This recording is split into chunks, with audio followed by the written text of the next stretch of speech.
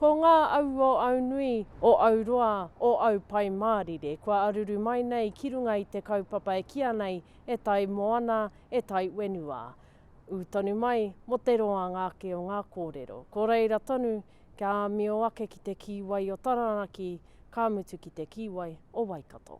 He tai wenua, he tai moana. Taku wakamehi nei ki te kaitui. Ki te kai wāo i ngā kōrero, i a Brett, i ona hononga, tēnei tōhunga toi, Brett Graham, me te mōio, ko tana tūpuna a tāwina arawena, te tahi o ngā takau mārua i tōna wā, eke mai ki tēnei wā. Ona hononga nui ki wānga i a tātou ko te pau niu, kai taku tuara, karawhiu nei ngā watanga o te riri, tokona kia taupai ai tāua, i rato i tēnei wā, ngā mōre au o rātai mā, kai reire ngā hononga ko kōrero hia nei. I puea mai te puku o tēnei kaupapa i ngā hononga matua o Waikato Tainui ki a Taranaki. Ko te tino kaupapa te hononga Wainganui o tātou, me ki ka huri au ki te kōrero a tāwhia, te kiwai a te kete te kōrero. Ka tautonu te awatanga wāinga i ngā iwi o Tainui waka me ngā iwi o Taranaki maunga, ko te kiwai kete, ko te maungarongo, no tahi a tāui ao, me te uti rau ko tohu tītoko waru, tō rātau wā, ko te kemi tēnei oranga ki roto i te maungarongo, eke mai a tātou tā wānei. He waka rewa i ngā itori māroto i ngā taonga o te waka turanga nei. Brett and I have worked together for many years, and when I was invited by the gallery to develop this exhibition, I went to talk to my kaumātua, Gary Nicholas, and we talked about what this opportunity could mean for the people at home.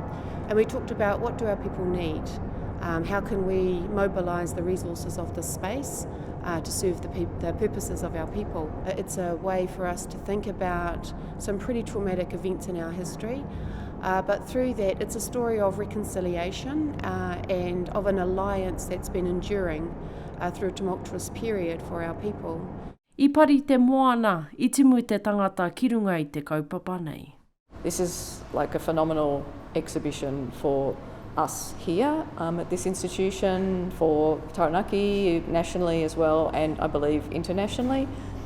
I've found the exhibition to be incredibly powerful for, of course, the histories that it engages with and the way that Brett has the ability to convey and connect people with those histories through art and through his sculptural practice. I tēnei wā ko te ahu nei, ko te kaupapa kia hari nei mahi ki tūpoko te ika, e hononga anō ki o koutou o Te Atiawa ki Te Atiawa. Nō reira a te rātu marama, ka tūwhera anō tēnei mahi ki reira.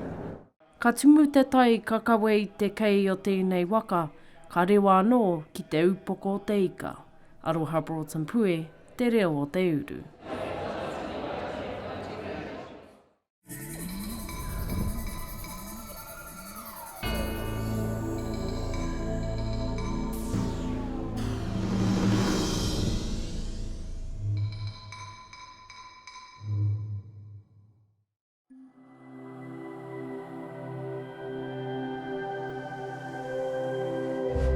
Ko te reo, te take.